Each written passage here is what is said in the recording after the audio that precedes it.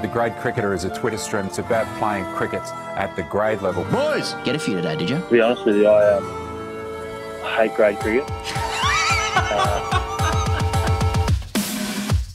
I went into to play for a team called the name escaped me. Obviously, sharing's always a big issue, for young kids coming into a senior cricket team. I think it was like a wet sleeve. A bit of advice to the player. That's all I want. I refer to the great cricketer here and I'll say, this'll do a little bit early. Hello and welcome back to the Grade Cricketer. Today, first and foremost, we're talking to Tim Bresnan, one of the very best friends of the show, to tell us about how bad Australia are going and how good England are going. And let me tell you, they're going pretty good. Australia, on the other hand, not going so good. One loss will change it all. And indeed it has. Or is it exactly the same? I'm not sure. We're talking the QUINTON, the KOCK thing. We're talking the Ashes. Unfortunately, we've lost 3 baggy greens this week alone. TGC's visceral minute as well. Georgia Wareham, bad news there. Out for everything for the next year.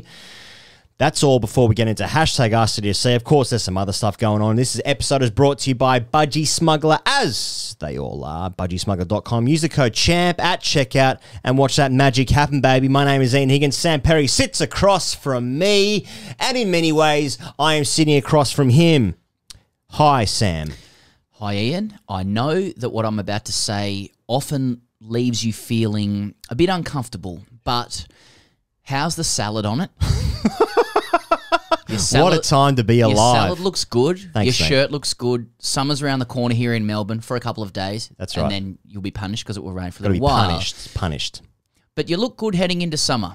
Thanks, mate. I appreciate it. Well, Yes, you're rubbing the back of your neck as I say that. And that's good. That also shows humility. Well, I've got lavender oil on my back. Lavender oil. A couple of drinks of Savo, apparently. Well, we are broadcasting live from the freedom capital of Australia and indeed the world. A couple of questions came in from Patreon Pez, and I thought it'd be a nice place to start. Greg McLeod wrote him. He said, boys, just listen to pod 175. That was last week's episode. And you were talking about kit. Not long ago, a friend of mine gave me a pair of his gloves. I won't name him, but this friend played IPL, County Championship, and for England at various times. All right. The gloves looked amazing. They had extra protection in the fingers. They looked test standard. I couldn't wait to use them. They were dog shit. After one game where I batted at 8 for all 3 deliveries, the thumb fell apart and the palm ripped, probably from my gripping the bat so tightly in fear. I never used them again. They ended up in the bin. Thanks for nothing, mate. Now, of course, that story is really about that Greg has got a friend who played in the IPL and for England. That's what the story is really about. When this happens, and like we are actually sort of quite regular exponents of this, but you know, we're hinting at a name of somebody, but we won't say who it is. Yeah. We obviously want to start looking some shit up. Let's call him Dan Brodman. Well, did he mention that in the? No, right, no. But Dan Brodman did not play in the IPL. Well, I looked up Greg McLeod in England. Okay, and I hope I've landed on the right one. There's quite a few, but there's a Greg McLeod who plays in Kent for I think Cropwell. And Kent of a club. Play cricket gives you some pretty serious stats. Yeah, it does, yeah. So you seen my stats? No. In 192 games, he's hit 880 runs, high score of 32, an average of 7.59. Wow. 0 50, 0 hundreds. Wow. Good bowler, though. A lot of wickets at 23. And sure, like but the batting. He's been bowled 45% of the time. Fucking hell. Just hit those pegs. But if that's the right, and it could be the wrong Greg McLeod. But then I'm thinking about who's a Kent player who's played in the IPL. So Bill Billings. Yeah. Also, Joe Denley played in the IPL. JD. Yeah, KKR 2019. I don't know who it is. I'm also thinking, I've never known of gloves falling apart. Falling apart? In 3 balls. That's a stitching issue. Yeah. I used That's Dean a stitch up. Dean Jones gave me his gloves when I was 8, and I used them. Have we spoken about this? We talked about it. Okay, they went I up to my forget wrist. But by the end, there were holes through them. But I did use them for like 4 or 5 years. You have to. Yeah. Dean Jones's gloves. Exactly. Still got them? I don't, no. I'm bad with possessions. I regret it. No, we're all minimalists. It reflects badly on me. I gave one of them to a friend for his 16th birthday. Now, as you get older, you hang on to things because you cherish them. Like my dad, for instance, is a hoarder. Like just the the things that I'm talking receipts from like going to the Amsterdam brewery in 1971. Now, to be fair, that's hell of a trip. Yeah, that was I'd love a to hell see of that a receipt. Hell of a trip. Yeah. I'd love to see that receipt, says Sam, working for the fucking ATO. Few discrepancies. But even like Dean Jones's gloves, like today, if I had something like that, like a former Legends Hall of Famers gloves or anything like that, you'd be keeping that for life. But at 16, you're like, nah, well, there are holes in them. I don't need them anymore. Yeah. It's a minimalist society we live in. Yeah, exactly. I something with that, mate. I regret it. I made a big mistake giving it away, leaving it to have holes in it, losing the other one. Reflects on someone who's bad with possessions. One mistake here, boys. Yeah, multiple. One mistake. multiple mistakes here, boys. Did it repetitively. Well, maybe this has just brought an idea in my mind that maybe we should ask people to write in for next week's intro question. If you've got some random kit of someone's and you've held on to it, or you've given some away. You've given some away. Then let us know. Hit the DMs, hit the email. If there's a good story behind it, that'd be preferable. Not just I have some memorabilia that I bought it. Yeah, exactly. Yeah, I got it for $7.50. It's actually worth $1.50. And also Mick wrote in. Now, obviously, I want to thank everyone who's left nice messages for us after the Stoinis interview that we dropped midway through last week. Sort of came together quite quickly, but yeah, he was in great form as he always is, and gave us 33 minutes of his wonderful time. So thank you very much to all the nice people who listened to it and gave us some nice feedback on that. But he said, Mick said, hey boys, just an FYI, tanning and tanner means rooting in Perth. So by calling Big Puppy main tanner, he is the main rooter. And I think this is a fair statement, as I reckon the Big Kahuna has had more tans than I've had hot dinners. That is all. Well, far be it from us to comment on how many times Marcus Stoinis has had a root. Or Perth lexicon. Well, it seems like reasonable logic to me. But it was Steve Smith who coined the main tanner. And I don't know. I'm not sure Smudge is laying down Perth slang for an obscure angle about Marcus Stoinis. I don't think, Steve Smith's sort of snickering into his Instagram going, what I'm really saying is it's Stoinis Chops Deluxe. And I'm going to use Perth lexicon to convey that. I think he just is. I think it's Steve Smith, and he's going, there's some sun on Marcus Stoinis. Here's the main tanner. Bit of sun. Yeah. Look at him. Main tanner. Okay, let's get into the T20 World Cup, Pez. Of course, if you want to get the audio, if you just listen to TGC through your ears and you don't watch our shit on YouTube, then you can get audio for all the stuff we put on YouTube, which is essentially daily. This week alone, we've got 10 recordings to do for the World Cup, and all of those videos after the England, Australia, and India games. You can get them exclusively at patreon.com/greatcricketer. It works out to be about $1 a week, I think it is. $5 a month or $10 a month, whatever you want to do. But it's patreon.com/greatcricketer. The T20 World Cup, Australia got fucking pumped by England. But it was a good toss. It was a good toss to win for England. And they sort of used the conditions quite well. And then in the sort of 15-minute change of innings period, it actually got quite flat. Yeah, and just dewy as well. A little bit the dew came in. It's always hard with the dew.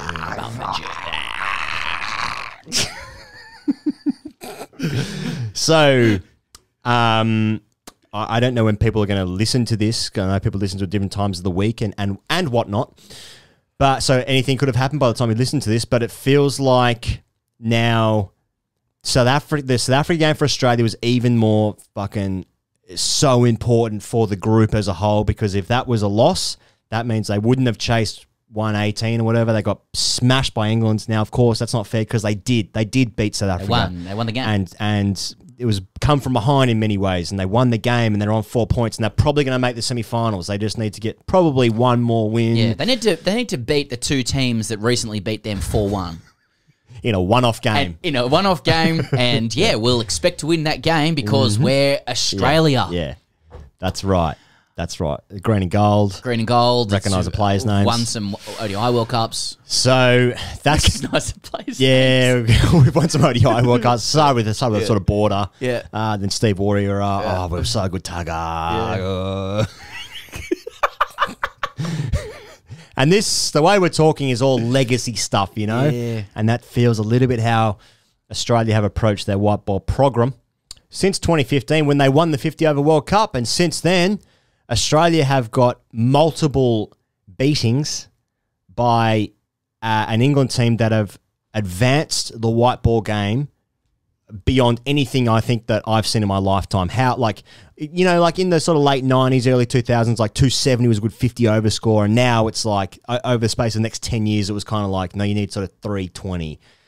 This has gone from like 2015, how Australia won that World Cup, to the 2019 World Cup, where England's like, no, we're going to try and score 500. The acceleration of their white ball program, what they've done for the game, is incredible, and they are head and shoulders above Australia. And you think about what year was it? It was just after Sandpaper when Australia went to England and had that white ball series, and okay, it wouldn't have been Australia's. You know, there weren't many first names on the team sheet for that game, but England hit 480, didn't they? Yeah, against us that's right. At Trent Bridge. Then they fucking smashed us in the World Cup semi-final. Okay, we won a game in the group stage there. And now 2 years again, so that's now 3 times in about 3 years, we have been absolutely demolished by England. And it's a bit like, well, none of those games happened in Australia, so I don't really care. Thoughts? Oh, well... It's not England. Like, England are flying. England are perfect. Yeah. They deserve it. They have every base covered. They have a philosophy, methodology. They have harmony. They have leadership. They're talking about unifying belts. Yeah. We're talking about the role of Mitch Marsh. Yeah. You know? I don't like that England plays alpha white ball cricket. It's more alpha white than ball us. cricket. Yep. It is. We're meant to be we're meant to be aggressive and attacking, and New South Wales and pushing the game forward and all that sort of shit. England's meant to be beta KOCK, limp wrist, you know, but not. They're not. This is Royal Commission shit. You know, if only Australia had access. He goes. If only Australia had access to the architect of England's white ball supremacy. If only we had our own Trevor Bayliss and he was free. But we don't. Yeah, but we and don't. he's not. But we don't, and he's not. Australia's a super group with white ball cricket. Yep. You know, we've got a couple of guys from successful bands. They occasionally come together, all good players. Sometimes they riff, sometimes a good solo. But the band lacks its own sound. It doesn't have a soul. You know? And the listeners can hear that. No soul. People come and watch, but then they're not a team. They're not a team, this white ball. They're a conglomerate. They're not a team because they never play together. Mate, in Australian men's cricket, like in business and commercial terms, it basically feels like there's 2 or 3 series or tournaments that matter. Ashes at home, India at home, and everyone being blobbies while the BBL's on. Yeah. You know, get that right. The business model works. Like, this is the content that pays the bills of the business. Everything else is a bit of an obligation. I feel like that's how we've treated white ball cricket. Yeah. And compared to other nations, when we come up against the big boys, it shows. Like, mate, you remember playing PGs? This is a bit of a Sydney grade cricket thing. Port Evan Grey, under 21 competition. You played it on a Sunday after Saturday cricket. You turn up, you're hungover. Oh yeah. You're possibly still drunk, and you got a couple of first graders in your side, so that means you should be good. Yeah. Maybe you do something, but basically you're drunk. The main cricket was yesterday. If you do good, you do good. Usually you don't. The other team's more serious than you, and it's all a bit of an afterthought. And I feel like that's a bit of white ball cricket for Australia. It's like, oh no, but there's good players. They can paper over some cracks with some shit. Yep. And you got other teams like England. You know, they're harmony. The nature of this defeat, in the context of just a game-by-game thing, it's like, okay, we're 2 wins from 3. No dramas. West Indies, Bangladesh, one win. 2 wins definitely does it. 1 win probably does it. Get into the semi-final. We'll have a look. We'll have a look. I'll have a look at a semi-final.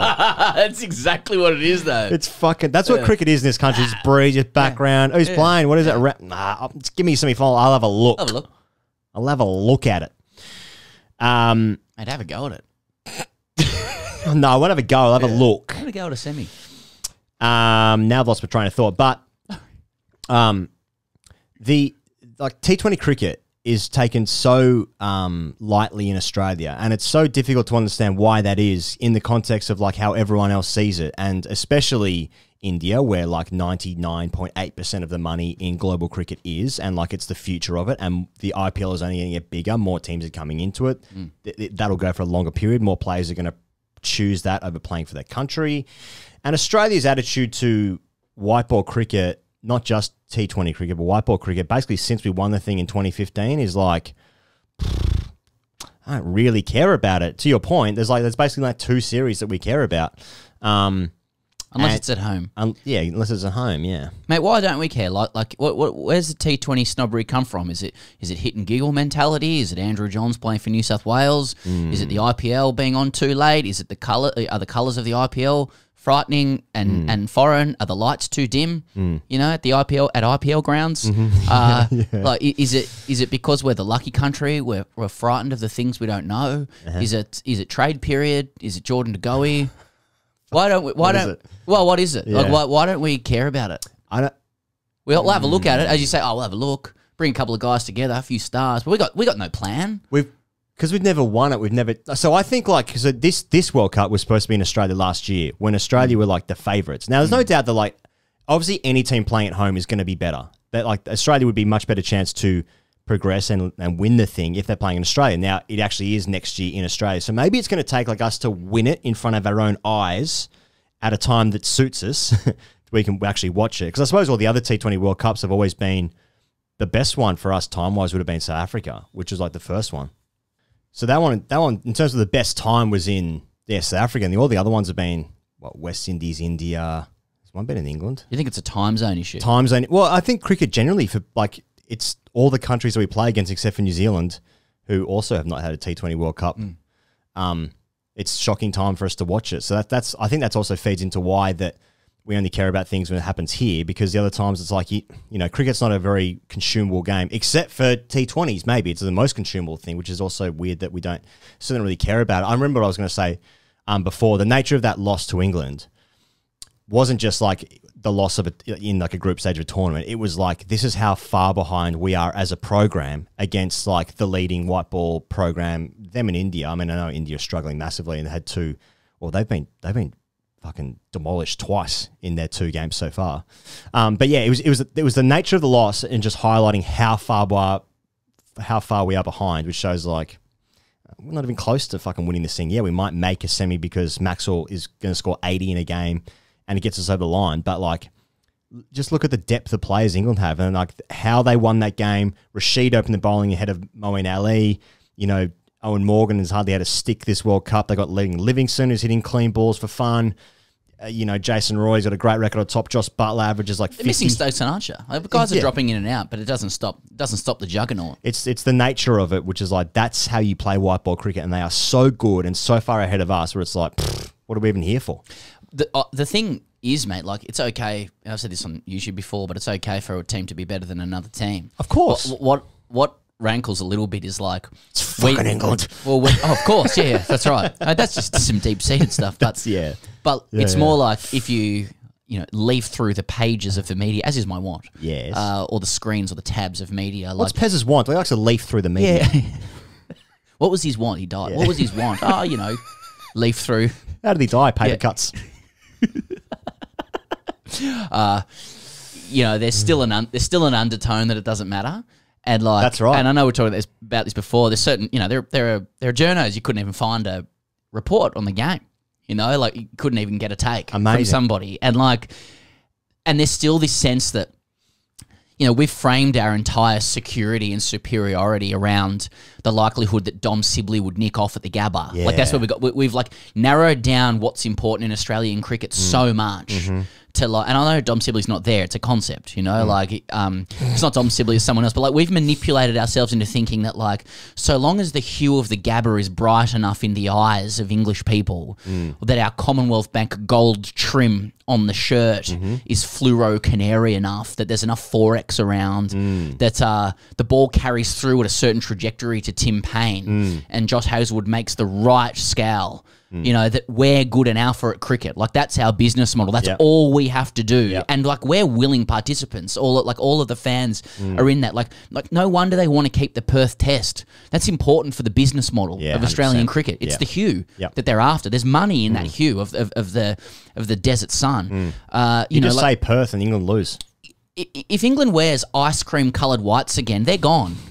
It's a colour issue. Yeah, do you know what I mean? I mean, they'd be very well advised just to tone that into a little bit more of a kind of a cream. There's no doubt to me that the government intervention here is Scott Morrison's gone over to COP26, but and they've made a commitment to 2050. Reduce carbon emissions. Are you going to do anything about coal?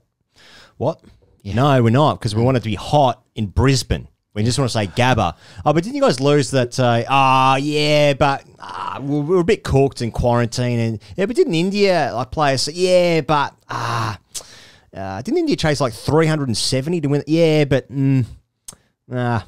Sibley. But summer's coming along. There'll be some blobby stuff, moustaches, all When good. you say blobby, I think people need to understand what the fuck that even means. No, I don't. No? Just storming There's enough. two levels to blobby. You know, there's if you know about blobby, the institution in England, and what we did with that a couple of years ago, that's fine. But also, we're all just a bit blobby. Yeah, you know, around the BBL. sure. Yeah. So. Okay. Well, fair play to England. And you would have to say, given that India 0 from 2, sure, Pakistan are doing great things as well. They had a good victory against Afghanistan. Asif Ali has done 2 great things now for Pakistan, won 2 games in a row for them, essentially. But the rest of the tournament, do you want to talk about India? Well, India seems cooked, mate. They're in a bit of a mini group with Pakistan and New Zealand. Yeah, Afghanistan's doing okay too. But, against Pakistan and New Zealand, India have lost both tosses. They've lost both games, and now they need both maths and satanic results to get through on net run rate. It's looking very unlikely. Yeah. And it looks like just once again, like New Zealand's just going to do it again. And we're still going to think that they're third grade, even though that they're World Cup 2015 runners-up, World Cup 2019 tied winners and runners-up. They're the World Test Championship winners, and they're just going to push on through to this as well. Would Santner get a game? His front arms are low. We came and listened getting our side. Not ahead of Marnus. Mate, he might bat 7. Bolt's just, okay. Okay. Yeah. Give me going first class, Griggs. Here it goes. Pakistan? Pakistan. Pakistan? Pakistan. I like Pakistan. Like Pakistan got a wildness to their cricket that's going on. It's wild and free and I good. like the funness of it in that they're so wound up about, people pulling out of their country left, right, centre for scheduled tours and no income, and they haven't played there for fucking 10 years, and the efforts that they've made, and now the players are taking that energy onto the field being like, fuck all of you, we're going to win this thing. And like that, it's them in England probably. They've played the best cricket so far. I mean, England, because what happens in the first week is usually what happens in the second. Oh, very consistent, especially T20. Across most sports. Yeah, that's true actually. But they may well just fucking win the thing, and good luck to them. They're playing some good cricket. They've got some good players. It's just that they've landed on that theme of wildness so well, because it's not just the cricket, it's the punditry. You know, that like you're getting clips over here of 60 blokes on air, all blokes, so 60 blokes on air, like after beating India, just dancing. It still goes. That's what it should be. You know why? Because that's real. Yeah, that's it's real life, mate. Yeah. Wazim just getting into it. You got Shoaib Akhtar quitting, mid-show as David Gower and Viv Richards look on giggling. Giggling to each like other, Shaheen's bowling 160s with the biggest jawline of all time. Enormous. Everything's going Pakistan, and I like it. Yeah. More Rizwan, more Babar Azam. Yeah. Babar Azam's one of the great bats in world cricket, I'll have you know. Well, Mickey Arthur said he could be the best ever player. He said he wanted to be his dad. Did he? Not really, with respect to his dad. All right, we are going to throw to Will Macpherson, I believe, to tell us about England's chances at this World Cup and if they can unify those 2 belts, because what cricket needs is to Americanify more sports, and they're going to get belts, but I like it. Here's Will. He's the cricket and rugby correspondent at the Evening Standard in the UK. He's secretary of the Cricket Writers Club in the UK. Is that relevant? It's on his Twitter bio.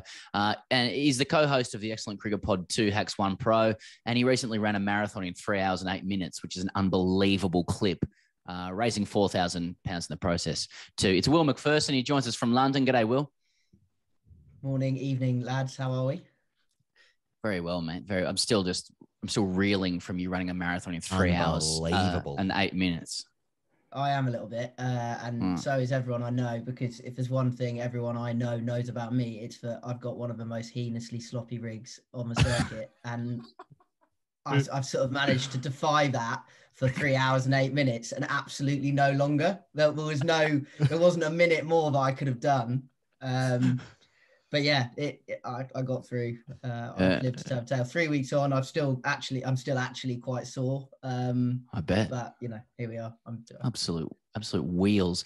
All right, cricket, mate. England are trouncing all comers at the T20 World Cup.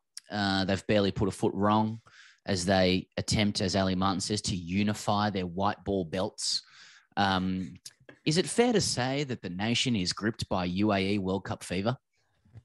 Yes, yeah. Actually, there's flags like this year for Halloween. No one put any decorations out. It's all just England flags. You know that song "It's Coming Home"? That's like flying up the charts again. Yeah, we've heard it. Everyone is talking about it. Saw a bloke with a Tamal Mills tattoo walk past me the other day. It looked like freshly inked. It's incredible, mate. Like it's so nice when the nation just gets behind a cause like this. Honestly, it's brilliant. It's just been a great sporting year with the Euros and all that. So look forward to them losing in the final. I just noticed I noticed some stats before. I wasn't looking at them. I don't really care for cricket much. As a T20I opener, Joss Buttler, 25 digs, just under 1,000 runs at 54, hitting him at 149. If he's not already, what else does he have to do to become England's best ever white ball player? I think he is already. I actually think that most of this team, and if you look across the 50 over World Cup as well, most of this kind of quite settled team of familiar names that have just been playing very well for England for like 6 years now. Most of them would get in England's all-time white ball team. You'd have Roy and Bairstow opening together in 50 over. You'd have Butler in there somewhere. Morgan would be captain. Stokes is probably there as well. Like they're all in there. That says two things. It says that this team has been really good. It also says that England were absolutely shithouse at all white ball cricket until the year 2015. They managed to fluke the 2010 T20 World Cup just by coming together at the last minute and getting pissed for 3 weeks in Barbados. But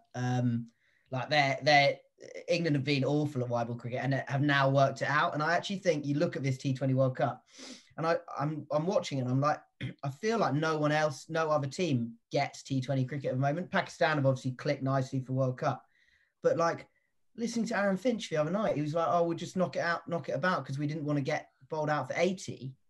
And he's like, "But we want to play like England." And one thing I know about England is if they lost Warner Smith, equivalent of Warner Smith and Maxwell in the power play, and Stoinis for ball after it, they'd have just kept teeing off. And like, if they got caught on the fence, great.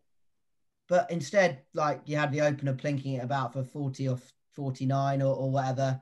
And just no one else is playing like England. India yesterday, I mean, that was quite funny, but they've got this unbelievable league. They've got these unbelievable players and they haven't worked out how to put them together and just haven't worked out. But basically 20 overs is long enough to just like go really hard throughout. And everyone's talking about how this World Cup's really boring because like it's a lot of chasing success. I mean, I do actually think that is a problem, but it's been exacerbated by the fact that generally the better team in each game has batted second just by luck. We haven't had many. Like you look at Afghanistan yesterday, they were the better team in that game. They batted first, they got a decent score and they batted aggressively, and then they won. I think when England bat first, and they're playing, I'm a bit wary of being too big on England here because they're playing Sri Lanka, I think, between the time when we record this and when it will be published. So I'm not going to go, say they're the best thing since sliced bread. They are a good side. But I think if and when we see England bat first, their approach will be different to other sides. At least they will go hard for 20 overs and try and get a massive score, put the game to bed. Whereas other teams just seem to be like, they don't seem to be getting what par is. I mean, you need to risk getting a big score. Like, you've got to Shane Warne, Michael Clark, you've got to lose to win, lads. Well, just on the Aaron Finch thing, like if you do hit 40, doesn't matter how many balls off, you get a clap from your team as you get off the field. So I don't really think you're factoring that in. Finchy. Yeah. Will, I just want to pick up on the themes you're talking about there. Like the thing about England's white ball side, and it's been there for years, is the fearlessness. Like that quality with respect is almost the opposite of the England sporting stereotype. Do you fear anyone in cricket anymore, in white ball cricket? And how good does it feel to be like the creative, innovative, attacking alphas of the white ball realm led by Daddy Morgan? Well, I think actually the irony is that a lot of people who follow English cricket, and I will include myself in this, were quite fearful of Australia until about 10 minutes into the game on it's Saturday afternoon here, because, and it was the same in the 2019 World Cup semi-final. People feared Australia until about half an hour into the game, because like just you get this nasty nagging feeling. The names are all familiar. I've seen what Josh Hazlewood and Pat Cummins can do to England, and I've, you know, all that kind of stuff. It obviously defied that fear, kind of defied logic, because Australia are a little bit thrown together, and Australia I still think they can do a job on this World Cup, but it will be it won't be because of their brilliant planning and all that kind of stuff. It will be because some of their very good players turn up on the day and like get them through. They've still got 2 games in the group. They're a good chance to win them both. And then we're in a semi-final and we'll see what happens. But yeah, I think people were a bit fearful of Australia until it started. But we generally, like the team certainly don't fear anyone. And that's partly because Owen Morgan is Irish and he's instilled a slightly different attitude into the team. Like it is all driven by him. It all starts with him, and it all started with him after that World Cup 6 years ago. I think that has come. I mean, it's quite a well told tale now, but that has come strongly from McCullum. Like their time together and watching that New Zealand team, they're properly inspired by them at the 2015 World Cup, who had a kind of similar attitude. And yeah, I think the familiarity breeds a sort of fearlessness, because what they have is obviously they know they're all good players, but they also know each other are good players and they're confident in what they're going to do. And what's weird about this particular England team starting so well is that it's been their bowling, which is their weaker suit, doing the job.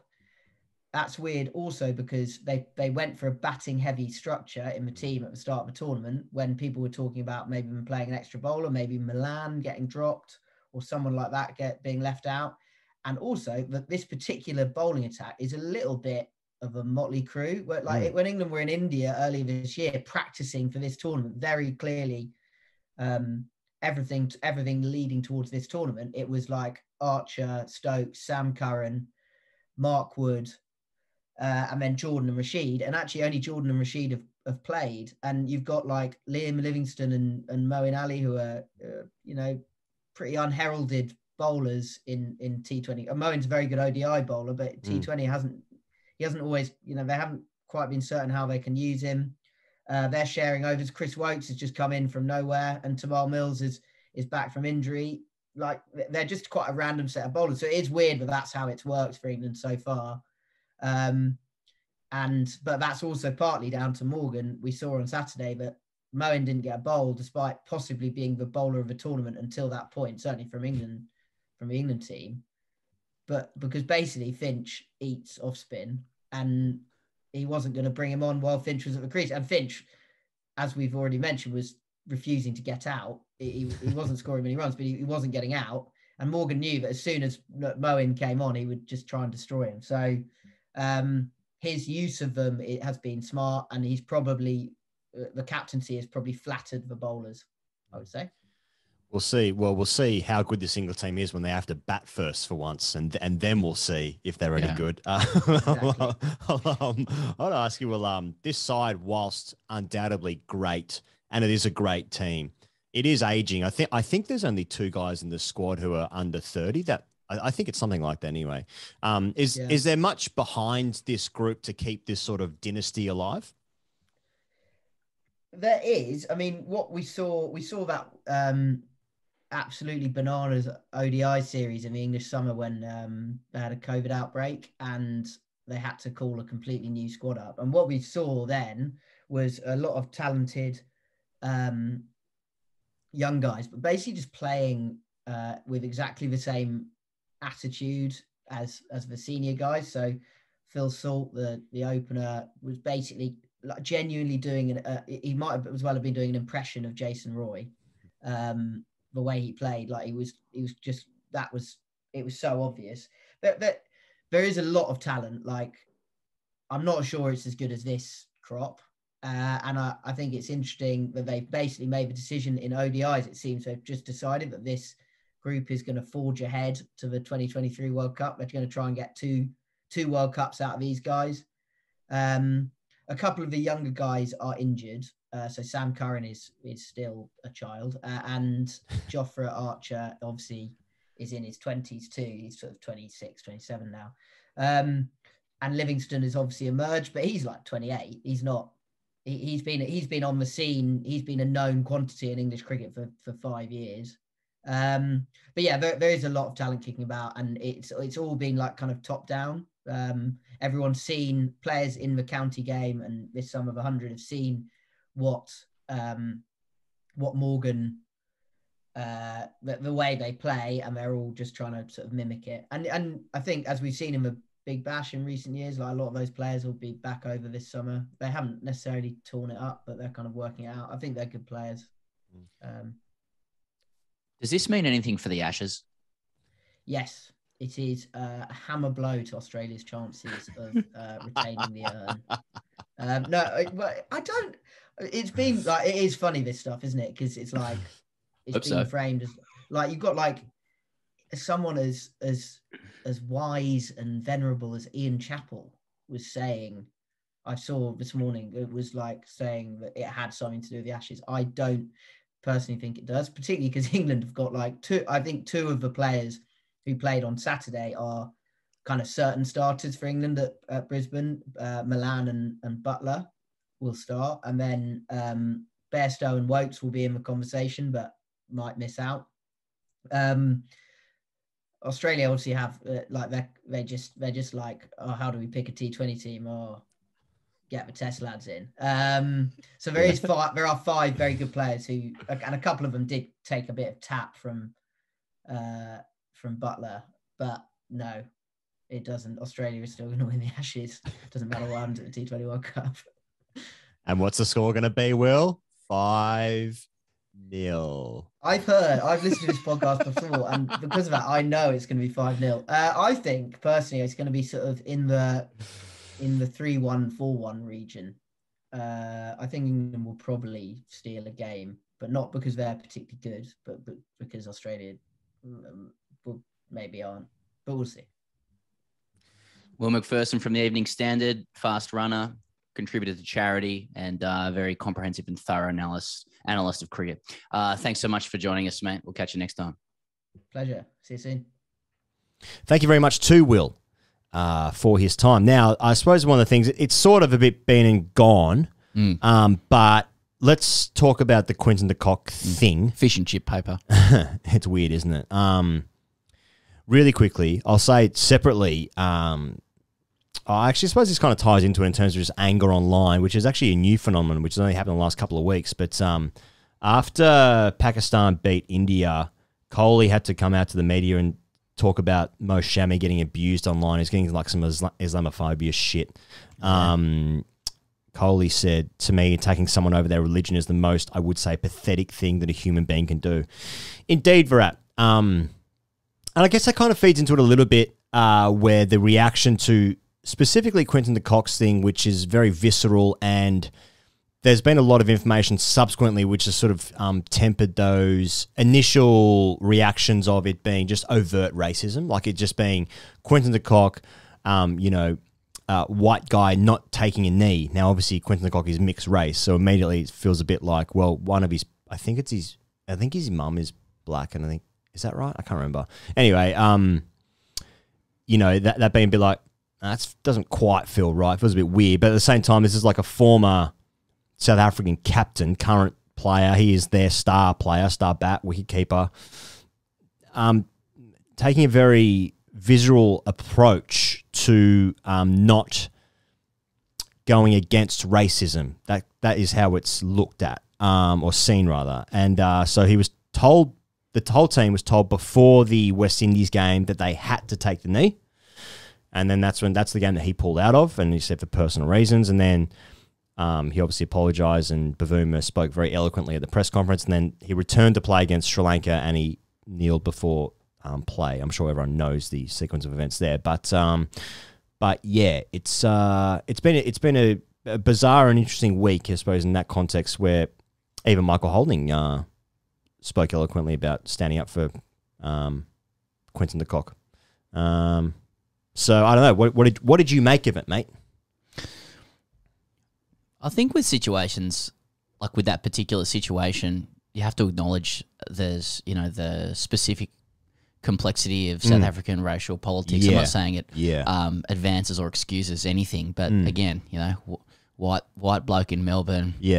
I noted that a few journos when it happened were quite quick to point out that you weren't talking about a guy with like a bunch of form in this arena as well. Yeah.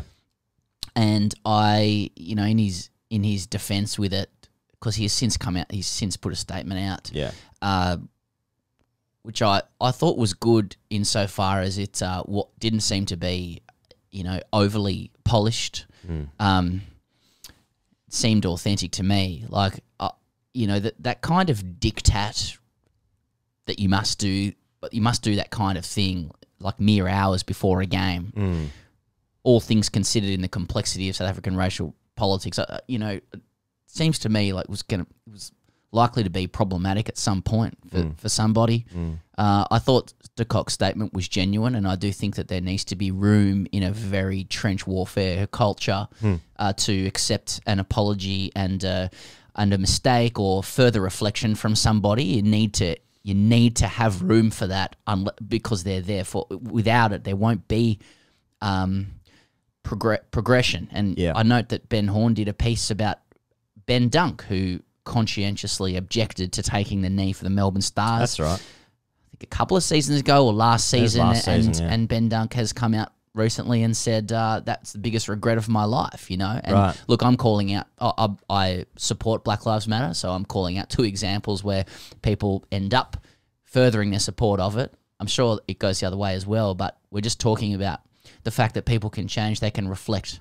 We can only speculate about some of the influences of de Kock's reflection. There's the cynics and the skeptics calling out his Mumbai Indians contract and that kind of gear. Yeah. I don't know. I feel like for this particular one, it's very much maybe just sit back and let more informed people kind of make the call on it. Yeah, there's so much that I don't know and don't understand about it. So, but I'm happy to speak publicly about it and with authority and off the top of our heads and drop some battle lines as well. The fact he's got form, it's like, okay, he was told before on the bus trip there, they were told you must do it. So it's a bit like, okay, that can be jarring. And if you're a professional athlete and you're in the public eye and everything you do is going to be scrutinized, especially to this degree where your politics are, you have to reveal your politics. And it's like, I just want to hit balls, mate. Hey, like I don't really sign up for this. But it's like, well, you've got a responsibility. He's got form for this. He hasn't kneeled in the past. But there's other examples of that, people taking a stance. Okay, it's not exactly the same, but for instance, like Nemanja Matic for United doesn't wear a poppy. It's obviously Remembrance Week in the Premier League, and they wear a poppy in their jerseys. James McLean has got form with that as well. He also doesn't wear the poppy. And for both those examples, it's basically like a childhood trauma. I think James McLean's from Derry, and like his objection to that is like to do with the British Army in relationship to the Troubles. And Nemanja Matic is from Serbia, and he had an experience when he was like 12 or something like that. We've seen Wilf Zaha from Crystal Palace, is obviously a black English footballer who now doesn't take the knee anymore either. He's obviously in support of Black Lives Matter, but he said like that it needs to be doing more. It's like the sheer symbolism of this thing doesn't have the same impact as what it did before. There's all these things to factor in, but I agree. De Kock's apology to me sounded sincere, and it's okay to learn after an incident. And I guess the main point is that I hope he has, because then he agrees with me, and then me, I'm right, and then me is right. Okay. Very quickly on the Ashes, Pez. We'll get into some visceral minutes in a moment. At least 6 weeks away, so... Yeah, exactly. And T20 World Cup doesn't matter. Right now. I just want to talk about Pucovski. There's been a report today via ESPN Crick Info that he still has lingering concussion symptoms from the knock he suffered a couple of weeks ago, which is concerning. And now he's in doubt to play the MCG Shield game against New South Wales. There's obviously a Shield game. It just happened last week, but that was in Sydney. So he's in doubt to play this now. And it's another one where it's like, fuck. This guy is potentially the future of Australian cricket for 15 years, and he just keeps... It's not a niggle. Keeps getting hit in the head and he's getting concussion and then lingering symptoms for ages. And it's... I'm frustrated as a fan, but I'm also sad for him as a person. Yeah, I don't really know what to add from last week on that, really. I hope he's got good people around him, and I'm sure he'll make... he's free to make the decisions he needs to make, for his career. Yeah, you think if he's in a situation where, one blow to the head can, end his career given his history, and I tie that in with Ed Cowan saying last week on the Grandstand Cricket podcast, good cast, that he thinks he probably got lidded where the nets are in the game 50 or 60 times. Well, are we just delaying the inevitable, with Will Pukowski? But really, it's not none of our business. You could probably apply that to everything we talk about. But it does strike you that's pardon the pun. But it's going to get lidded again. Yeah. Yeah. But how many times have we said it? He's a good kid. He's smart. He's got a lot of good people around him. He's free to pursue his dreams how he wishes, I think, and he's not short of expertise that he listens to. So I hope that he plays because I need Australia to score runs. That's right. Yeah, no pressure on him. Oh man, I'm just looking at the rest of this agenda. There's fucking just sad news everywhere this week. Well, just before there, mate, just before we went on air, I saw an article from Andrew Wu. Yeah. It looks like they're about to announce a 25-player squad for the Ashes. Australia is. So Australia and Australia A, and it looks like the Bolters are Nick Maddinson, Ben McDermott, and they say they haven't closed the door on Glenn Maxwell. So they're going to do a 25-person squad. And there's obviously the test squad, and then there's an Australia A team that's going to play the Lions, which is basically the day after the test starts or some shit like that. So it's basically twos. And I think Ashes twos? Basically, I think we're looking at Ashes twos. Fuck. Yeah. You playing Ashes? Yeah, twos. Ones and twos. Yeah. Guys, if they go up to, yeah. You ain't won this week? And I know we're going to come to the Shield in a second, but Nick Maddison's 87 against New South Wales was class above shit. It was bowler-friendly conditions. Both sides struggled. And though other guys made hundreds, Hanscom and Harris, Maddison's 87 was commanding. And, he's one of these guys that... Yeah, they like him. He's earmarked. If he's ever in form, they'll call him up. He's liked... So that could be an interesting one. And he can both open bat number 5. We'll get to that in a moment's time, but in the meantime, 3 former Australian players passed away this week, legends of the baggy green. Ashley Mallett, Rowdy, as he's known, Alan Davidson and Peter Philpott all passed away. I don't know what to add to that. Have you got a story? You said before you had a story about... And Bert Newton, who played a bit of fours. Well, I mean, just on 3 of them, Ashley Mallett, Ian, he played 38 tests. I think of Ashley Mallett and Alan Davidson in particular, just if you wanted to try and tie them together, they're 2 guys who had far more success in their careers than I think their reputation among Alan Davidson's, isn't he a Hall of Famer? He is, but and they're sort of poles apart as well. But just in terms of our generation's recognition of both of them as players in their own right. Yeah. Cricket didn't get good till 1997. And I think in the case of Alan Davidson, obviously it didn't get good until it was on TV in a kind of major way. That's right. But Ashley Mallett, 38 tests. Ian Chappell says he could play 100. Right. And then on Alan Davidson, he averaged 20 with a ball, 24 with a bat. Yeah, good. Unbelievable. Uncovered wickets though. So very huge figure in New South Wales cricket as well. Yeah, and then Peter Philpott, leg spinner. I mean, he was a prominent coach around Sydney. I remember. Yeah, when we were growing up. He coached England when they were out here in 97, 98 when they were trying to learn about leg spin. Yeah, he was a consultant to them because of Warney. And he coached the Aussies in 81, 82. He was a coach of the Australian team when Headingley happened. Oh, okay. But I remember I went to a spinners day with him in 2001 at the SC. He got a day off school and he was the coach. Yeah. Oh, that's alpha. Yeah. Day off school. Day off school. And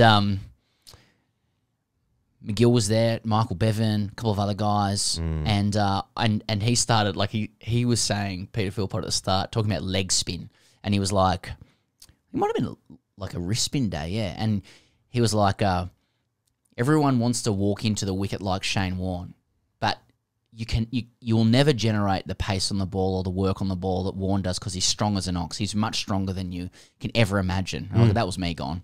Yeah, so I was like a spindly armed beater. Yeah. Just all I ever wanted to do was copy Shane Warne. And Peter Philpott in one go just explained you will never be able to put on the ball what you need to walking in like Shane Warne. But he was an excellent coach, and I remember him and just watching him at that spinners day. He was in his late 50s, mid to late 50s, and like just 10 times a bowler. Yeah. I was, or a lot of us were. Yeah, right. I had that with Kerry O'Keefe as well. Yeah. At a camp, just like, quite senior. Yeah. And just still got it. Big time. Yeah.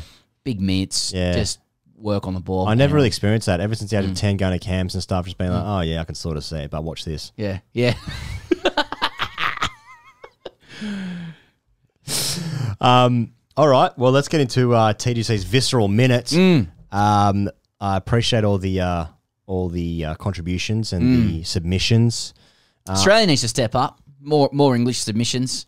I think Australians need to step up for this. And, there's a bit of anger in this, and that's our fault because we've sort of asked people to speak viscerally about how they feel. But just be more erudite about what you feel. Don't just swear a lot. Bit of redeeming humour in it, or sort of self-awareness mightn't go astray. Quite clearly we're friends with people in England. We wouldn't have a lot of people on like that. I mean, sometimes it's if you could some of it's just angry. No more, no less. Anyway. Well, we're still angry. Yeah. We're sort of figuring it out down here. Yeah, that's right. There's a few levels to the one at the end of the show as well, if you're around for that. But here are the two we got this week. I've just listened to the last podcast and heard a team of legends like Stuart Broad and Jimmy Anderson met with 5-0, fuck off. Anderson and Broad have more history than your piece of shit dungeon you call a country. And even Broad has twice the amount of test runs as that weasel you call a fucking captain. And he spent the best part of a decade terrified of the fucking ball. You lot just bat on fucking drop-in roads and act like shit sticks like Kawaja, Wade and Cam Green are suddenly good. When in reality, you can't even bat against Chris Rokes with a fucking white ball. Even Ollie Pope averages 100 on a road at the Oval.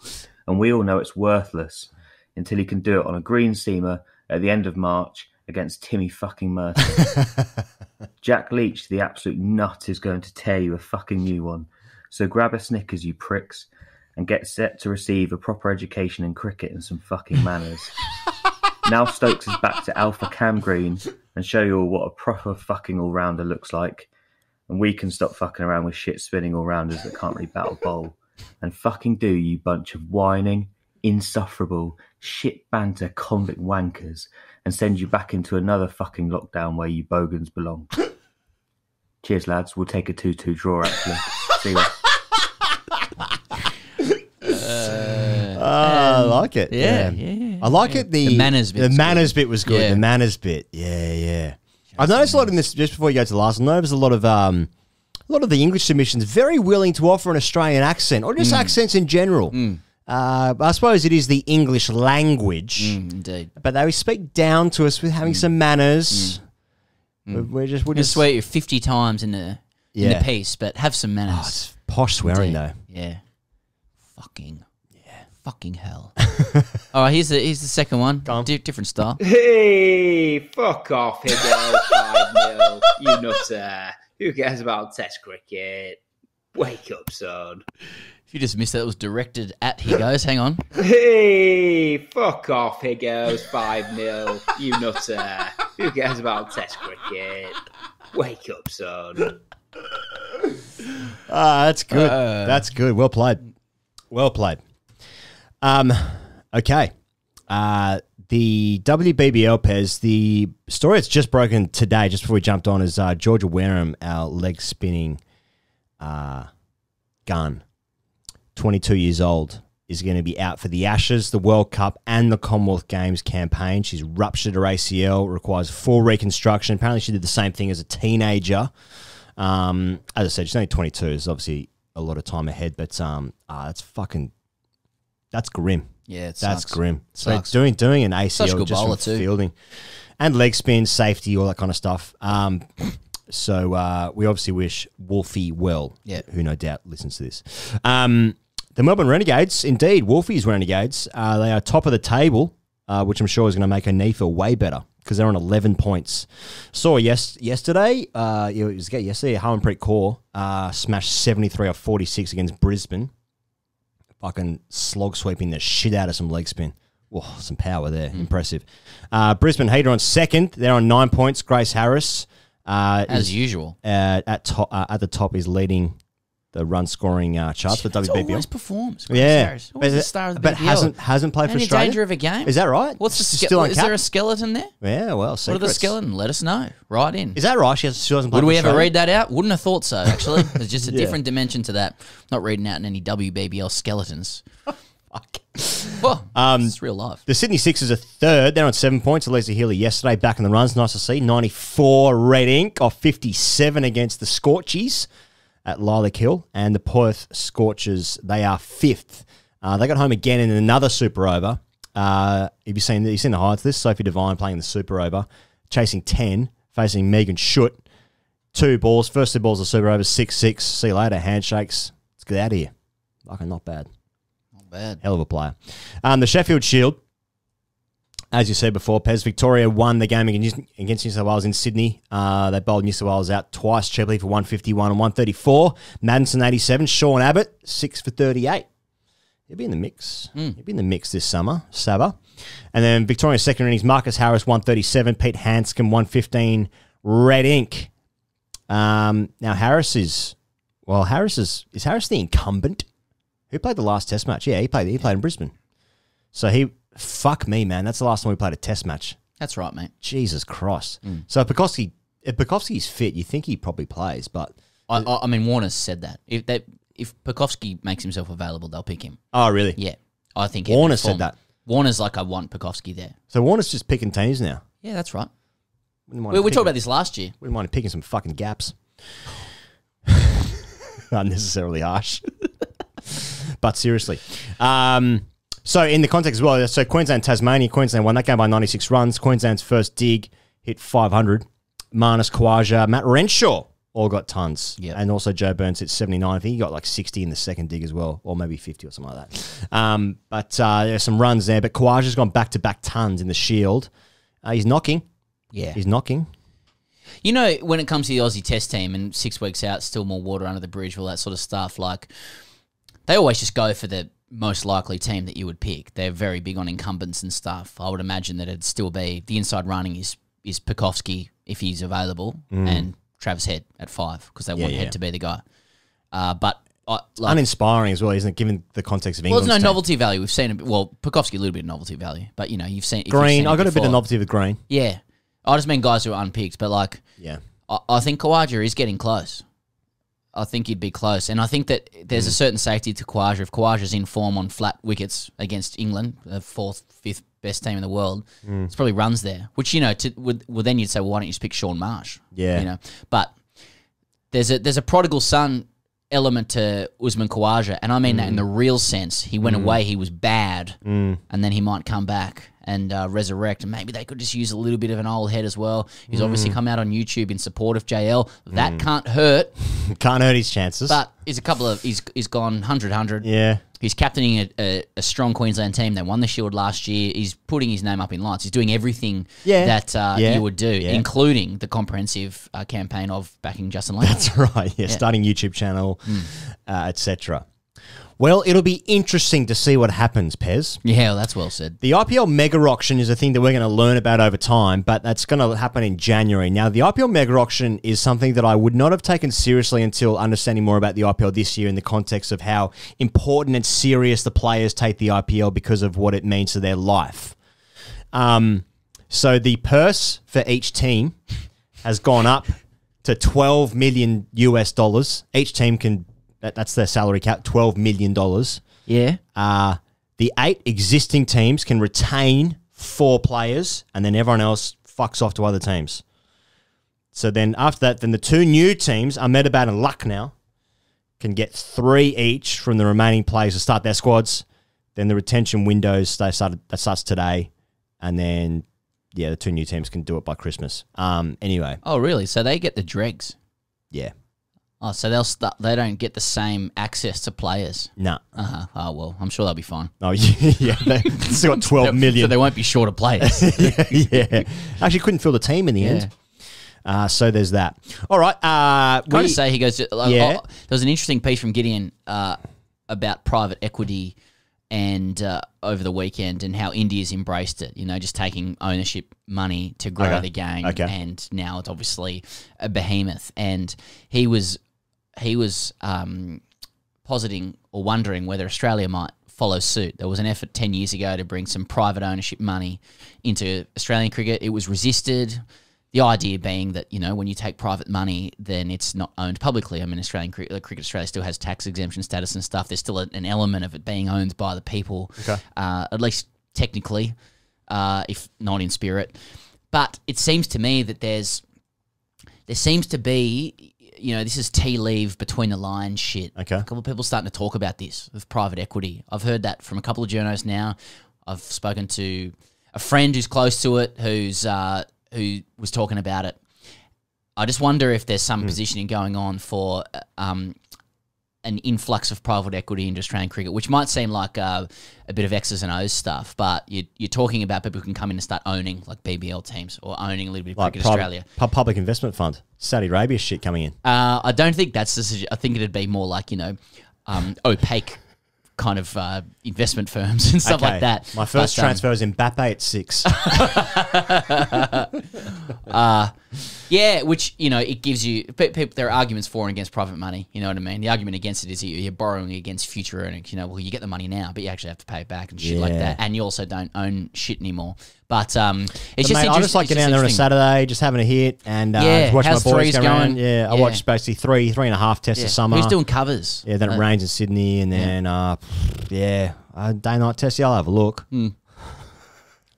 All right, Tim Bresnan's on the show. Be good to speak to Bres. I haven't done the interview yet, but doing it later tonight. Looking forward to speaking to him after he fucking blue bombed me last time I messaged him. Yeah, really? Yeah, I sent him a nice message. Nothing. Fucking blue bombers. Yeah, he was hammering me on DMs the other night as well. Anyway. What do you mean? Well, at least you're getting a reply. Well, I asked him onto the show after he fucking sledged us. Yeah, tried to rinse, crying into a Nutrigrain. Yeah, something like that.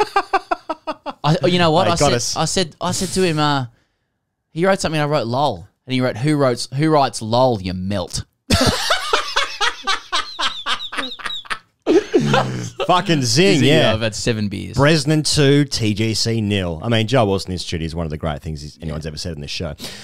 This episode is brought to you by Budgy Smuggler, Pezzy Lad. Use the code CHAMP for free. Custom design. You got to get those customs in by November 11 to get that done before Christmas. And today, what are we talking about? Today, we've got a competition to announce. It's running until November the 15th. Listen carefully here. Okay. The competition is to win the ultimate smuggling party package, right? Now, what do you have to do? You have to recreate a photo or video, and the winner gets $2,500 in Smugglers and... So that's just a credit, BudgySmuggler.com. Yeah. And either a $2,500 bar tab or to join the Budgy Smuggler team at the inaugural Day on the Park where they take over Luna Park in Sydney. Yeah. And Sons of East, who's a band, is playing with them. And they can do that with them and 10 mates. So they can bring 10 mates. Pretty good. What's in the ultimate smuggling party package? So you get $2,500 of Budgy Smuggler credit, 10 VIP tickets to the Budgy Smuggler Day on the Park. So it's a takeover of Luna Park in Smugglers or Smugglettes, followed by Sons of East playing by the Harbour, drinks and food included, valued at $3,000. For those who can't make it to Sydney at that date, they'll coordinate another time or $3,000 towards your own smuggling party. This is good. Couple of cheeky surprises, he says there. Runner-up per category gets $500 in smuggling credit. Who gives a shit? How to enter? How to enter? Yeah. You select a famous scene or moment in time. Yeah. Anything that's ever happened. Wow, ever. Okay. Shit, it's a lot. That's a lot of things. Asteroids killing the dinosaurs. Whatever. Yep. Moment in time. Recreate said scene in a photo or video, but with your own creative flair. I like it. Post to Facebook or Instagram and or TikTok with hashtag MySmugglingRemake 2021. We might put this in the notes. Send this to you. Sure. And tag your most relevant page. The judging criteria, the entry must make them smile and nod in appreciation. Wearing Smugglers or Smugglettes, bonus points if it's new underwear, sock, or bucket hat collections, but not a requirement. 50% of the judging criteria will be based on social media reaction. Yep. The other 50% by an expert panel of ordinary rigs. Okay. So it's about engagement. Bonus points if your photo features in the actual media. Wow, okay. Entries closed November 15. Winners announced on Black Friday, which is November 26, 2021. Any entries breaking the law, putting yourself or others at significant risk or harm or likely to cause broad offence won't be considered, and we'd prefer if you cease smuggling immediately. Yeah. So famous scene or moment in time, he goes, that you'd like to recreate. Can I throw a few cricket ones at you just to get the ball rolling? You know? What about Marnus walking out with a sandwich or some shit? I like it. Hanscom on the walkie-talkie, as you said, off air. What about I would pair that. No, sorry, you go on. The bit where the bowlers realised that they didn't know about sandpaper, whatever that looked like. They realised they didn't know. I realised. Hang on a second, I didn't know. I'm on the phone to my manager. I didn't know this happened. It was just 3 people who knew about the way the ball was being manipulated. I don't know. You want some cricket stuff? What about like Warner and de Kock in the stairwell? Yeah. That's Faf good. towel? Faf towel. Well, that's pretty much the same thing. That's an easy one. Just that scene generally. What about pairing Hanscom on the walkie-talkie? Yes.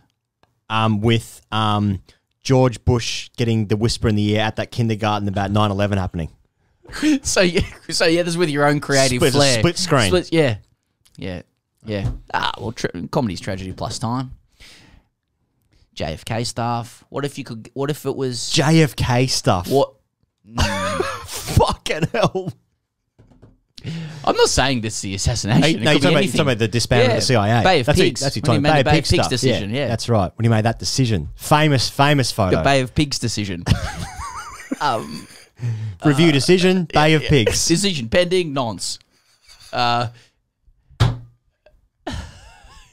Steve Randell.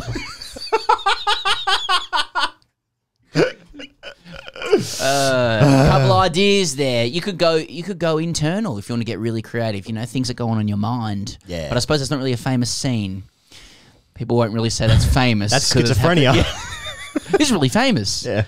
Just to you. Do you remember that time I thought about this? Not really, mate. Not really. Not there. Anyway. BudgySmuggler.com. Harmonising that. T20 Stars. This interview is brought to you by T20 Stars. Hey, it's been great to hear Shane Watson, comms, graduate from TGC, where he sort of did his flying hours, onto now doing the ISSC feed for the World Cup. Yep, and he's great. He's doing great. I've seen lots of nice people say like nothing connected to us, just like saying nice things about him being on commentary, because he's that's a guy who knows his white ball cricket, knows his T20 cricket, maybe our best ever white ball player, maybe, smart,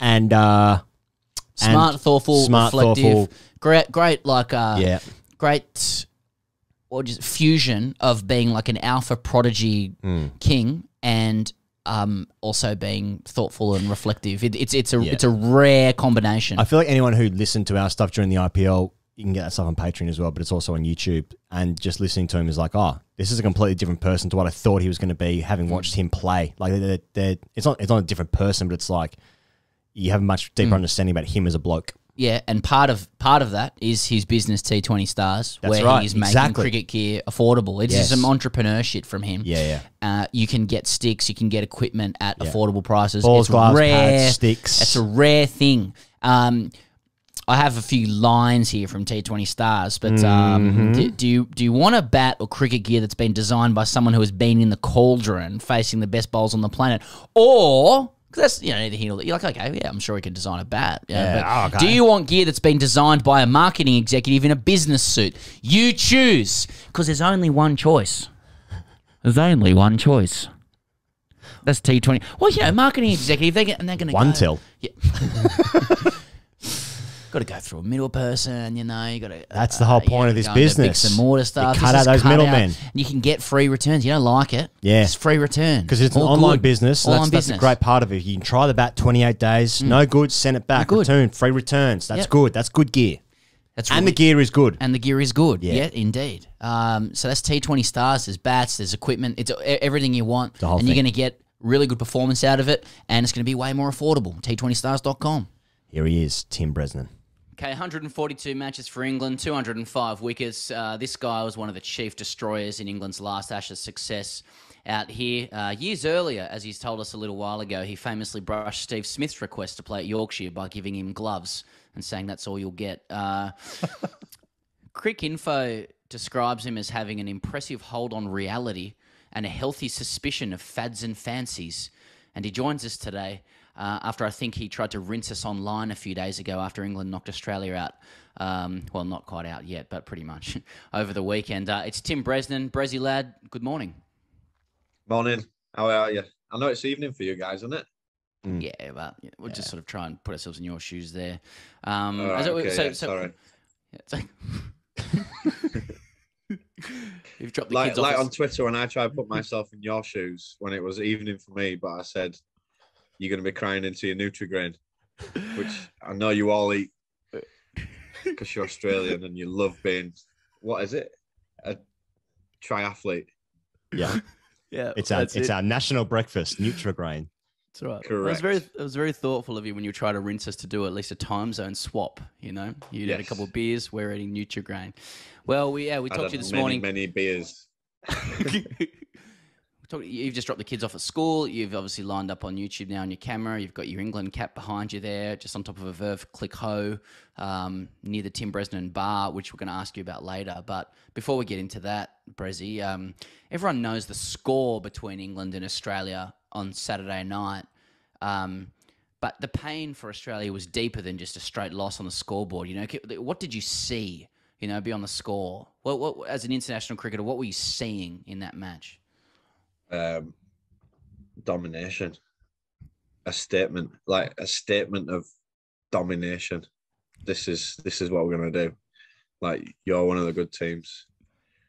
We're just gonna get our big dicks out and swing them. That's what I saw. BDE, big dick energy. That was that right there. Brez, you beat Australia in the final of the 2010 T20 World Cup in Bridgetown? That is correct. The final was in Bridgetown. It was, yeah. You played in the final, none for 35 off 4 and a DNB. Unlucky not to get man of the match in that game, in my opinion. Did you... How many World Cup finals have you played in, Hey, mate? this is my show. You come on my fucking show. Oh, shit. I want to ask you that, Brez. Like, did you appreciate at the time like how big an achievement that was? I mean, like I think that might have been the second or third T20 World Cup. So it was like relatively new days for international T20s. It's now 11 years ago. Yeah. But did you realize like how like big a deal that was then? Yeah, we did. And we celebrated accordingly. It's the first ICC tournament that England have ever won. So yeah, we appreciated how big it was, and again, beating Australia is always nice in anything. But yeah, it was brilliant. We did appreciate how big it was. And would it be fair to say that win was also built on the back of what you call BDE, big dick energy? Would that be fair? Yeah, we swung them. I just think that was the start of the way we went about our cricket for the next sort of, well, up until now, and they've only got better, the lads. Paul Collingwood has got a lot to do with that. He made sure that we went out and took the opposition on. Whatever it is you wanted to do, there was no comeback, basically. If you wanted to take a particular bowler down, and he led that from the front. In that final especially, he said he went out bat and he was like, I fancy a bit of water, and he took him down. Just whacked him everywhere. It was just good to see. But we did that the whole tournament, and they've been doing that ever since. And you can see the way the brand of cricket that England are playing now is just, it's frightening, really, isn't it? Frightening.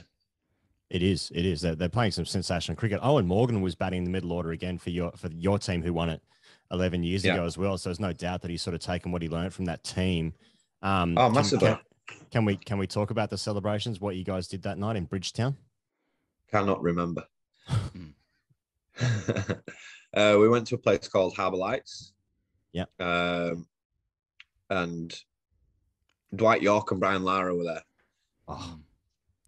That's all I can, literally, that's as much as I can remember.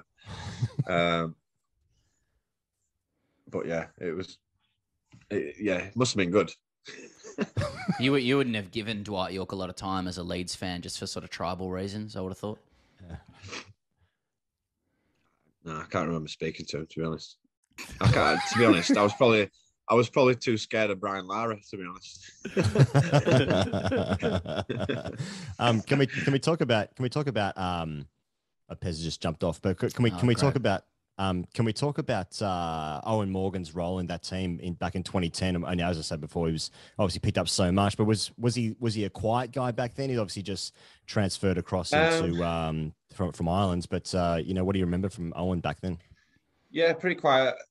Just got on with his role. Obviously, we all had very, very specific roles, which is another reason why we were successful. But Morg's just he'd go out and bat sort of 5-6, plays little sweeps and dabs and scoops and all that sort of stuff before it was cool. Just whack the odd one for 6 and that was just Morgs, really. Decent fielder. Didn't really say too much, but obviously he's grown in stature massively as a human and as a captain and as a man. And now he's just leading from the front, whatever he does, which is, he's captaining IPL teams, obviously World Cup teams. England, he's probably up there with most. What is he? He's got a couple to go before he takes over Dhoni as leading captain in T20 international history. So, what a man. I love him. Want to buff him. All right, well, let's just move away from T20 cricket to the Ashes. Brezzy, you've tasted success in Australia. Firstly, what is that taste specifically? But also, given Australia don't really play Test cricket anymore, and when they do, they're pretty middling. Do you think all of this goading that it's going to be 5-0 to Australia is a little bit cocky? Who's goading? There's a fair few people around these parts who are just sort of suggesting that you won't get a game, you won't win one. Really? You haven't heard that? That's interesting. That is interesting. Who's giving it that? Is that Glenn McGrath again? Well, Michael Vaughan did. Yeah, himself. That's true. So. What he said that Australia win 5-0. Yeah, he did. Yeah. Oh. Well, he's obviously trying to get a TV gig in Australia, isn't he, for the old comms? And it's worked. Has it? Is he on the Fox? Is he? Yeah. Jesus. Yeah. So, what's your prediction? I think England will go all right. I don't think it'll be 5-0. Aussies are obviously, in their own backyard, difficult to beat. But obviously, England have just announced Mank drop, announced Stokes, so that's a massive. It's. I'm not saying he's going to win it on his own, but he's certainly capable, as we've already seen. He's won an Ashes Test on his own anyway, already. Headingley. Yeah. Well, one man who won't be coming out, it seems like anyway, is Jofra. And I know you've had a conversation with Jofra, and I read a quote from him saying Tim Bresnan had a similar problem, referring to his elbow injury. And we spoke about the issue, which made me a bit nervous, I must admit. So you've obviously scared Jofra into not coming to the Ashes, and we can blame Tim Bresnan for him not being here. What'd you say to make him so nervous? What'd you say? What just to make him so nervous? You mean you're not saying blame me into not, you mean to thank me? that is the yeah, it's a thank you, not a blame me. Thanks, Brez. What did I say to him? It's difficult, this one. Why? Why? What did you say? I didn't. I spoke about my own experience. Right. And I basically said, I'm like 4 surgeries deep on my elbow now. And since the first one, it's never been the same. So I went from bowling, I don't know, high 80s, like into the 90s, to very low 80s. And I still can't straighten it. Really? Yeah. Oh, well, you may I definitely had to diversify my game.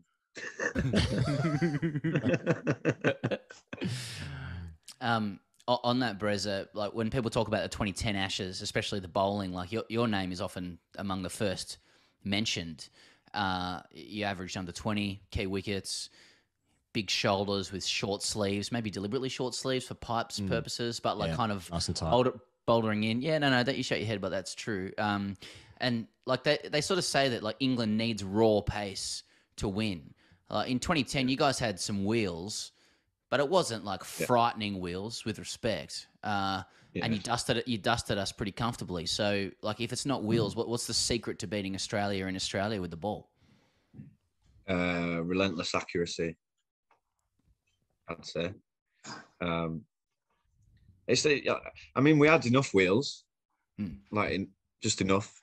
I mean, we did what did I do? I did like a look back like 3 or 4 days ago with Chris Tremlett. First time I've seen him in probably 8-9 years.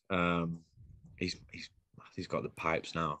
Hey, we tried to get him on the show like 4 times. He says he's going to come on, but he's avoided it so far. Yeah. Really? Yeah. Mate, he's a rooster now, isn't he? Jeez. Oh, yeah, big time. Yeah. But yeah, it's just relentless accuracy, mate. You just didn't give them anything to, Aussies like to score quickly. If they're not scoring, then, you make them come to you almost.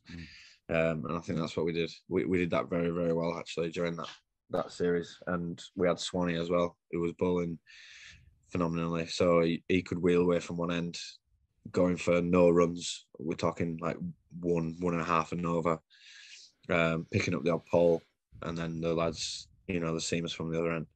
I mean, that's when he got a ball, because he didn't at Melbourne, did he, on Boxing Day? I thought you guys got to be lucky that series. I think you won a few tosses, and it sort of could have gone either way. I mean, sure, you won 3 games by an innings, but I thought it was. I think luck played a fair bit of factor in that series in particular. Yeah, it's like the World Cup. Must have done. Yeah. Had to have done.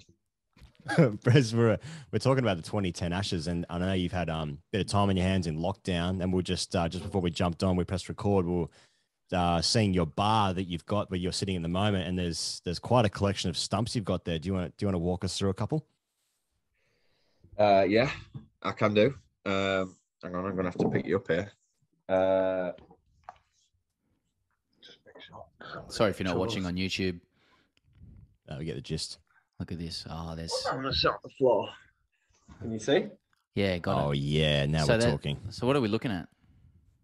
So this is the old bar. Yeah. That I built in lockdown. And what have we got here? That's his ICC Champions Trophy on it. So that must be from there. Looks like it's Indian. Yeah. Judging by the mud on the bottom of it. Yeah. That's from 2010 actually. Oh yeah. Yeah, nice. That's nice. Yeah. Sometimes the kids play with these, like play sword fights.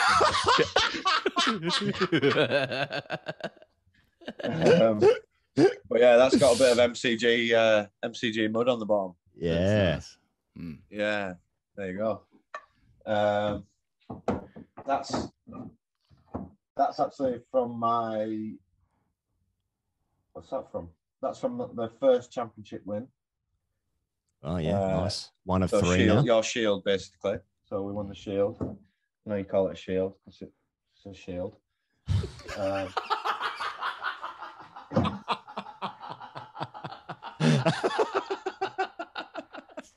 always wondered that, to be honest. It's done me. Um, Do you have any from grade cricket when you played for Sutherland? Yeah, anything from 2s or PGs or? Yeah, PGs yeah, this or might be anything. one. It's around the corner as well. Right. Yeah. Is that one from? Oh, Carlton Mid. It's probably that's one days. from- Yeah, that's one day series. Yeah, that we won as well in Australia. Did James Faulkner sign that one from your last over at the Gabba that time? Jesus! Wow. Sorry, Brez. I'm sorry. Mate, you just have to get digging, don't you? It was rich coming from you. This is that's this year's Champo stump. Yeah, nice. Congrats. Yeah. I need to drill a new hole in the bar. Yeah. Fuck. First world problems, eh, lad? It's a sensational collection. Yeah, it is a good collection. Yeah. I don't know how I'm going to move it, like when we move, but yeah, good. Nice one. That's a little trip down memory lane. I enjoyed it. I was going to ask, you're 36 and you still play cricket. Like, what is it about the game that you like?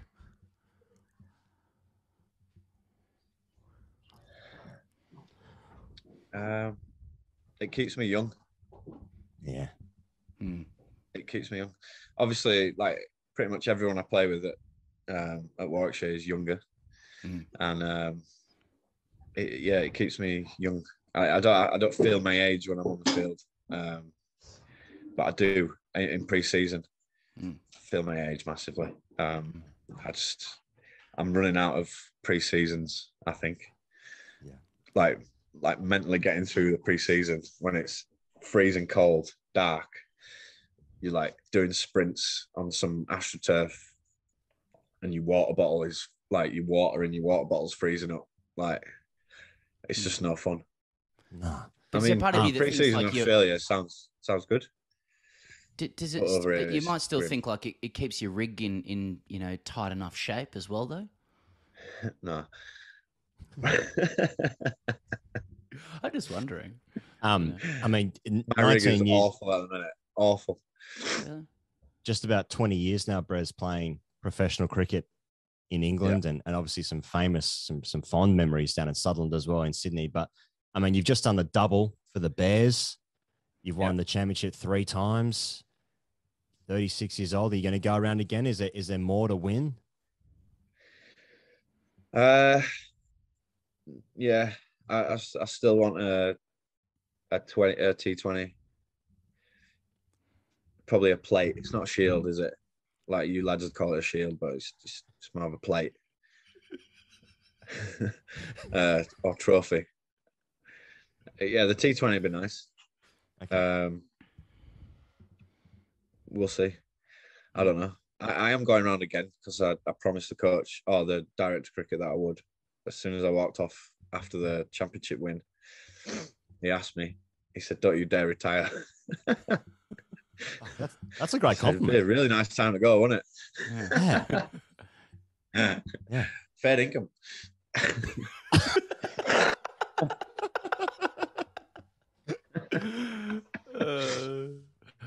Yeah, but he said, "Don't you dare retire," and I was like, "Mate, I got another one in me." But that'll be me, I think. One more. One more. Yeah, one more. Bresnan says one more. Well, he goes. Anything else from you? No, nothing from me, mate.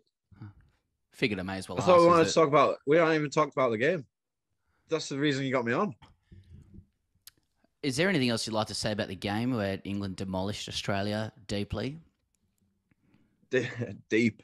It was deep, wasn't it? Deep in the anus.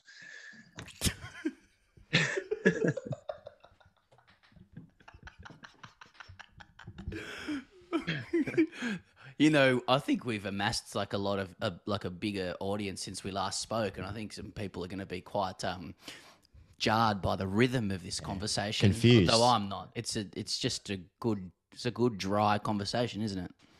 You must have got a few because I got a lot of tweets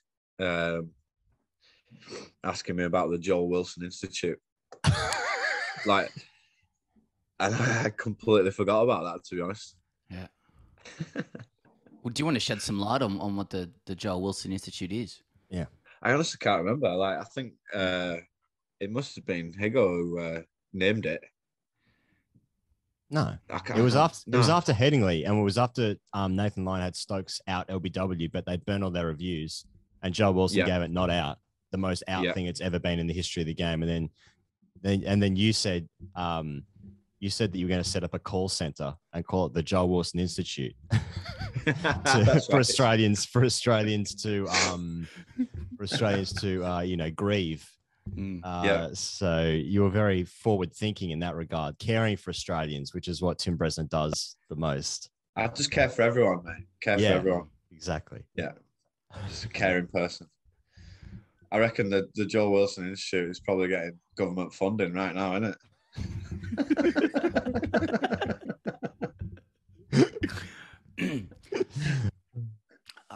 I mean, given there's no actual convention to this interview anymore, do either of you have anything else you'd like to say? Otherwise, I'll close it. You just want to get off and get on the beers, don't you? You got a free. You just got a free. Something like that.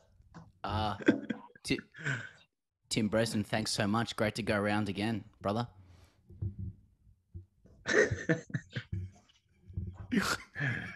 Thank you very much to Brezzy Lad. All right, Pez, hashtag AskTGC. Here we are. We've made it for another week. David McCaskill? Boys! You spoke about who really enjoys cricket in the last episode. Not sure when this was. And I want to make the case that you don't really enjoy cricket per se, but you enjoy just enough moments to keep you coming back. It's not even about winning or losing. It's like nailing a perfect shot off the tee in a game of golf and riding that high for long enough to deal with the fact that you shot 117 and 18 holes. Case in point was a game I played in last season where I had several distinct moments of enjoyment in an otherwise heavy loss. I'm sure you and the listeners who have played club or grade cricket will find them relatable. For reference, I'm now a 35-year-old obese bloke who has retired from cricket, allegedly, for the final time. Last season, I was merely a 34-year-old obese bloke dragging myself through the dying days of my 17-year club career in Wellington's Premier Reserve grade here in... Wellington's Premier Reserve grade here in New Zealand. That's an oxymoron. How can something be Premier Reserve? Yeah. Skeletons, honestly. Yeah. Dave continues. Dave writes in, says, our captain won the toss and bowled first, despite batting conditions being about as good as they're ever going to be on our undulating rugby grounds, where the crease marks are the only clue as to where the pitch is located. You can see why we barely bat an eyelid over here when the Basin Reserve looks a bit green for a test match, because to us it looks like an absolute road. The enjoyment started early. Before the game started, our 2-metre tall 130k top order bat announced that he had forgotten his playing pants and didn't have any training kit either. As some of the boys swapped kits around to find a pair that might come close to fitting this behemoth, I thought about how much everyone was going to enjoy bringing up this moment for the rest of the season. How good is cricket? Even better when the captain had to spend the rest of the game in his training pants because we didn't have any playing kit spare. Fucking village. But he works for a flash consultancy downtown, turns up to training in a suit and gives great rev ups before the game, so his position is not in question. My next moment of enjoyment, I'm opening the bowling. I know you guys probably aren't big on New Zealand cricketers, but try and imagine Craig McMillan's mediums if he was carrying 15 more kilos and had an awkward two-armed action like Hamish Bennett. Wouldn't mind bowling like Craig McMillan, to be honest. Hamish Bennett is a name I'm not familiar with. All right, good. Okay. He played 107 tests for New Zealand and he averaged 7. I really had no business opening the bowling at this level, but the club had lost a few rep bowlers in the off-season, so here I was. I bowl the first ball of the game and the batsman shoulders arms, only to turn and see his off-stump on a 45-degree angle. I sprint down the wicket screaming something incomprehensible to the slip fielders about injecting that into my fucking veins as all the boys converge on me. Fair to say I was enjoying cricket at that moment and for several minutes afterwards, as I imagined ripping through the rest of the top order from the top of my mark. It wasn't to be. The opposition would recover from this slight setback to put up 402 for 3 in their 50 overs. Wow. Fucking hell. Wow. With the other opener scoring 202 red ink and another bloke getting caught on the boundary for 99. Bet his day was ruined. The next moment of enjoyment came when I wandered out to bat with a score on 98 for 9 during the chase, needing 10 and over off the last 30 to win the game. No, we obviously didn't get close, but myself and the number 10 managed to combine for more runs off the bat than the rest of the order combined and made sure to let them know about it afterwards. I finished 18 not out. Not quite a century and a loss, but it's a great feeling as a tail-ender to outscore the supposed real batsman, even if I did have to wear a batting for the average fine afterwards. I was clearly on for a 50 if my mate had stuck around. My innings was also even more enjoyable because of a stray dog that was running around our field and we couldn't get rid of. For most of my innings, she wandered around in the cover region, occasionally going for a sip of water from a sprinkler box in our outfield that had filled with water. Eventually, she settled down for a sleep next to Gully, and we just shrugged and carried on. I wasn't in any danger of hitting one through the offside anyway. I obviously thoroughly enjoyed the fine session that day, as well as the beers afterwards. However, my final moment of enjoyment came on the way home when I imagined that bloke whose day effectively ended at 11:01 a.m. sitting there and watching his mate spend 3 hours going at 8 and over. Fair to say I enjoyed cricket more than him that day, even though his team won by 250 runs. Cheers, boys. Love the show. Dave in Wellington. Thanks, Dave. And there's a really redeeming bit at the end about the way a dog just curls up. Brought me back, I gotta say. A Gully. Yeah. Well, yeah, you know, when you say stuff like that, Dave, I think this isn't a good standard that you're playing. Yeah, it's not, is it? You know, you got a dog sleep. It's a stray dog. Maybe no one's just touched the dog, and that's fine. Yeah, but sleeping at Gully. It's rabies issues. Yeah, I don't know. Yeah, OH&S. Yeah. It's OH&S. That's really redeeming. The rest of it, Dave, and I just have, this is just a... it's a reflex. It's a policy, really. When you're going to write a story where you send an off-stump cartwheeling and end with 18 not out, regardless of losing that amount of runs, and then the finality of it is enjoying that you did better than someone else, and that you bowl like Craig McMillan, once again, we need a name for this. When you just essentially compressing all of the good things that you do into a broader story about something that's meant to look really depressing. And so, I mean, it's not.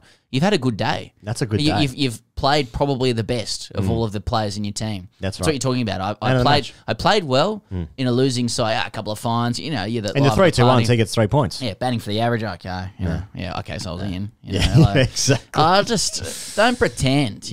Come on. Don't pretend. Come on. And you're so right to call the dog bit out, mate, because if a dog's on the field, mate, you're so right to call that out. Yeah, you know, you just you just can't be having There's something this. I want to say about this, mate. The cock thing is one thing, but you got to call this kind of stuff out. You got to call this out, mate.